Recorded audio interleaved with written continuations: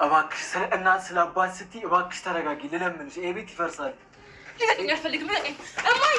ፍትህ ንገሩን እማዬ፣ ፍትህ ንገሩን። ልቀቅኝ። ውሀዬ ዝም ማለት አልነበረብሽም። ጓደኛሽ አይደለች እንዴ? ዝም ብላ እኮ ነው እሷ ኮረፈችኝ። ከዛ ሄደች። ቢያንስ ምግብ በልታ መሄድ ነበረባት። ደግሞ አታናጃት።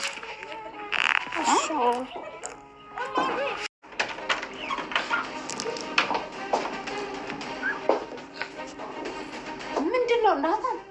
ኤቢ ምን እየሰራችሁ ነው? ምንድን ነው? እማዬ ደስ ብሎኛል። እማዬ ነግሬሽ ነበር እኮ እማዬ ነግሬሽ ነበር። ዮናታን አገባሻለሁ አለኝ እኮ እማዬ አገባሻለሁ አለኝ። እንዴ ምን እውነት ነው? እውነት? ኧረ እኔ አላልኳትም እማዬ። ቆይ ምንድን ነው ያልከኝ?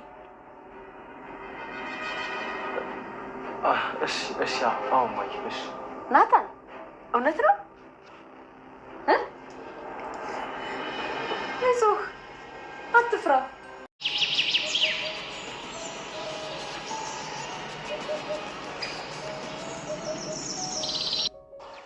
ትናንት ግን ለምን ነበር የፈለግሽኝ? ኤቪ ግን ምን ሆና ነው? በሰላም ነው? ታያት እባክሽ፣ እሷ ተሽሏት አያውቅም። ሁሌ አንድ አይነት ነው። አይ በአሁኑ ግን በጣም ባሰ። እሷን መተው ነው የሚሻለው። ሁሌም አንድ አይነት ናት። ደግሞ ምንድን ነው ቀለበት ሊያደርግልኝ ነው ምናምን ያለች ነው። ወሬ በያት፣ መቼም አይሆንም። ይኸውልሽ ዳት፣ አንዴ ቃል ገብቼልሻለሁ አይደል? ምንም ቢሆን እንዳትጠራጠሪ። ይኸውልሽ ከአንቺ ውጭ እንኳን ላገባ አይደለም ልስም እራሱ አልችልም። ኧረ እሱማ እኮ ብትሄድ ሩቅ አይደለም ቅርብ እኮ ነው። እህቴ አይደለች እንዴ? ዳጣ ስነ ስርዓት ያዥ። ኤቢ ምን እያደረግሽ እንደሆነ ታውቁሻል። ግን ለአንቺ እናትና አባት አንቺ መጨነቅ ሲገባሽ እንደገና ደግሞ እኔን ታስፈራርኛለሽ። ኧረ እባክህ ነው እንዴ? ሰማኛለህ? የዚህን ወረቀት ጉድ ያገኘሁት ሰላም ላንተ ብላ አደራ ብላ ስለሰጠች ነው። እሺ እና ደግሞ አንተን እዚሁ ላግር ውስጥ ያስገባኝ። ስለዚህ በደንብ ነው እሺ የሚያገባ። አንድ የረሳሽው ነገር አለ ኤቢ። ይኸውልሽ እኔ ከዚህ ቤት መሄድም መውጣትም መረሳትም የምችል ሰው ነኝ። እሺ ገባሽ? ምንም በል ከትእዛዜ ንቅንቅ ላለው ብትል እንደሚፈጠር ታውቃለህ።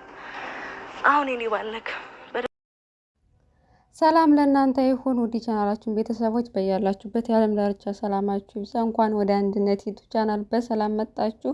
አዲስ የሆናችሁ ሰብስክራይብ፣ ላይክ በማድረግ ተቀላቀሉ። እናመሰግናለን አብራችሁን ስለሆናችሁ። እንግዲህ በዚህ ቻናል የተለያዩ ሁለገብ የሆኑ ፕሮግራሞችን ስንለቅ ነበር። በወቅታዊውም ጉዳይ እንዲሁም ደግሞ የክፍለ ሀገር ቪዲዮዎች የተለያዩ ነገሮች ስንለቅ ነበረ። እናም ወደፊትም ያው ሁለገብ ቻናል እንደመሆኑ መጠን የተለያዩ ነገሮችን እንለቅበታለን። ምክንያቱም በቻናል አንድ ወጥ የሆነ ነገር መስራት ቻናሉ በደንብ ፌመስ ከሆነና ቫይራል ካልወጣ በስተቀር በቻናሉ አንድ ነገር ወጥ ነገር መስራት ወይም ከስር መሰረቱ ካላስለመድ ነው በጣም ከባድ ነው። ለዚህም ነው ኮንተንቱ በጣም ድብርቅርቅ ያለ የሆነ የቻናላችን ያው እንዲታይልን ነው። ምንም አይነት እናንተን የሚያስደስት ቪዲዮ እንኳን ቢሆን ካልታየና ቪዲዮ ቫይራል ወጥቶ ለእኛም ለውጥ ካላመጣ ለዛ ነው ድካም ብቻ ነው የሚሆነው። ሰው ደግሞ የሰው ልጅ ደግሞ ዝም ብሎ በከንቱ መድከም አይፈልግም እና ለዛ ነው እንግዲህ አሁን በተከታታይ ዳጣ ኤቢ የሚባል ድራማ ሪያክሽን ይዘን የመጣ ነው። በድምጽ ሪያክሽን ይዘን መተናል ማለት ነው። እንግዲህ ይህ ድራማ ክፍል 75 ላይ ደርሷል። ቤተሰባዊ ደስ የሚል ብዙ ነገር የሚያስተምር ድራማ ነው። እንግዲህ ባልየው ከረጅም ዓመት አብራ የቆየችውን ሰራተኛዋን እሷን እንግዲህ በተሳሳተ ቀን አብሯት ያድርና ታረግዛለች። ያችም ልጅ ሚስቱ ከውጭ እያለች ነበር ያስረገዛት። እናም ልጅቷ ስትመጣ ሚስትየዋ ስትመጣ ልጅቱን አስወጥቶ ከቤት ሰራተኛዋን ያስቀምጣታል። የሰራተኛዋን ልጅ ሰርቆ ሌላ ቦታ ወንድሙ ጋር አስቀምጦ ማለት ነው። እና ምን ሚስትየዋ ከዓመት በኋላ ስትመጣ ሰራተኛዋ አርግዛ ነገር ግን ወልዳ ሌላ ቦታ ነው ልጅቷ ያለችው። በዚህም ምክንያት እንግዲህ 19 ዓመት ቆይታ በኋላ ልጅቷ እናትና አባቷን ፈልጋ ወደ ቤት ትመጣለች። ሚስትየዋ ምንም ነገር አታውቅም ማለት ነው ከሰራተኛው እንደወለደ። ልጅቷም የምታውቀው አባቷ አባወራው መሆኑን ነው እንጂ እናቷ እዛ ውስጥ ያለችው ሰራተኛ መሆኗን አታውቅም። በዛ ምክንያት እንግዲህ በስከመጨረሻም ነግሯታል ማለት ነው ልጇ እንደሆነች ለእናቷ። እናትየዋ ልጇ እንደሆነ አውቃ ስለ ልጇ ፍቅር ቀን በቀን በቃ ብዙ ነገር እንክብካቤ ታደርግላታለች። ነገር ግን ልጅቷ ስለማታውቅ አሁንም ድረስ እናትየዋን እየፈለገች ነው። እንግዲህ ዋናዋ ባለቤቷ ደግሞ ሁሉንም ነገር ባሏን በጣም እጅግ በጣም ስለምታምነው የሚያጠራጥር ነገር እንኳን ቢኖር ምንም ነገር አትጠራጠረውም። እሱ ደግሞ የሚስቱ የዋህነትና የሚስቱ ቀናነት፣ ታማኝነት እስከ ጥግ ድረስ እሱን ማመን በጣም በጸጸት ቀንም ሌትም ህይወቱን 19 ዓመት ሙሉ እንግዲህ በአንድ ቀን በተሳሳተው ነገር ምን ያህል ዋጋ ህይወቱን ሙሉ ዋጋ እየከፈለ እንደሆነ እሷም 19 ዓመት ሙሉ የተደበቀ ሚስጥር ሳታቅ ቤቷ ውስጥ ሁሉ ነገር እየተካሄደ ምንም ነገር ሳታቅ ነው እስከዛሬ የቆየችው ማለት ነው። እናም አሁን ላይ በጊዜ ሂደት አንዱ እየሰማ ሚስጥሩ እየወጣ ይገኛል። በዚህ ምክንያት ደግሞ ድጋሚ ሁለተኛ ልጅ ሰውየውን አስክራ አርግዛለች ማለት ነው። በዚህ ምክንያት በጣም ሰውየው ተጎርቶ ጭራሽ አንደኛው በራሱ ስህተት ነው። ሁለተኛው ግን ልጅቷን ወስዶ ስለጣለባትና 19 ዓመት ልጇን ስላላየች በዛ ምክንያት ተናዳ ድጋሚ ከሱ ሌላ ልጅ ለመውለድ ነው እሱ ሲሰክር አጋጣሚ ተጠቅማ ያረገዘችው። ይህን አያውቅም ነበር። በእርግጠኝነት ከሌላ ሰው ነው ያረገዘችው ብሎ ቤት ውስጥ ያለችውን ሰራተኛ ነበር የሚገምተው። ነገር ግን በስከ መጨረሻ እንግዲህ ከሱ እንደሆነ ስትነግረው በጣም ነው ያዘነው። ምክንያቱም በመጀመሪያው ይቅር ልትለኝ ትችላለች፣ ነገር ግን ድጋሚ ስሳሳት እንዴት ነው ድጋሚ ስህተት ሊኖር የሚችለው ይቅር አትለኝም ብሎ ጧት ማታ በጸጸት እየተከዘ ይገኛል። ሚስቱ ደግሞ ለምን ባሏ እንደዚህ እንደሆነ ግራ ገብቷታለኝ። ምን እየተካሄደ እንደሆነ አታውቅም። ቤት ውስጥ ባደራ የተቀበሉት ሌላ ናታን የሚባል ልጅ አለ። ከሱ ጋር የመጀመሪያ ልጃቸው አቢጌል እሱን ማግባት ትፈልጋለች። እሱ ግን በጭራሽ አይወዳትም። የደረጀና የሰራተኛዋ ልጅ ነው የሚወደው በተቃራኒው።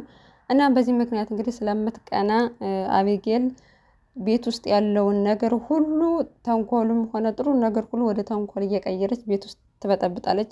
የሆነ ነገር እየተካሄደ ነው እማዬ ስላልነቃችና ስላላወቀች ነው እንጂ እኔ ደግሞ ይህን ሚስጥር ፈልጌ አገኘዋለሁ ብላ ስላሰበች በየቀኑ ቤት ውስጥ የሚደረገውን ነገር ሁሉ ትከታተላለች። እናም በመጨረሻም እንግዲህ የሰራተኛዋ ልጅ መሆኗን ታውቃለች፣ ዳጣ ማለት ነው። በዚህ ምክንያት እውነቱን ስላወቀች ማስፈራሪያ እውነቱን ስላወቀች እውነቱን ያወቀችበት ትልቁ ምክንያት ደግሞ ናታን ስለሆነ እሱን ካላገባኸኝና እኔን ፈቃደኛ ሆነ ካላገባኝ ይህ ሚስጥር ለቤተሰብ እዘከዝከዋለሁ ብላ ተናግራ አስፈራርተዋለች።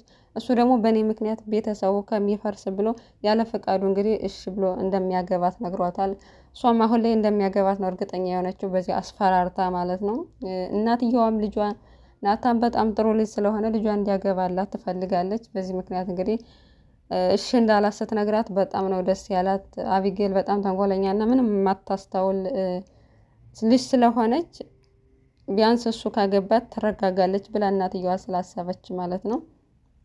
እናም ባሏም አቶ ደረጀ በነገሮች ሁሉ ደስተኛ ስላልሆነና ከእለት እለት እያስጨነቀው ስለሆነ ሁለተኛ ልጅ ማርገዟንም ሰላም ልትወልድ አክስቷ ጋር ስለሄደች እውነቱ እንዳይወጣበት እየተጨናነቀ ይገኛል። ጭራሽ አሁን ናታንም አያውቅም ነበር ዳጣ የሚወዳት ልጅ እንግዲህ የሰራተኛዋ ልጅ እንደሆነች አያውቅም ነበር። አሁን ላይ ስላወቀ ግን በጣም ተጨንቋለኝ።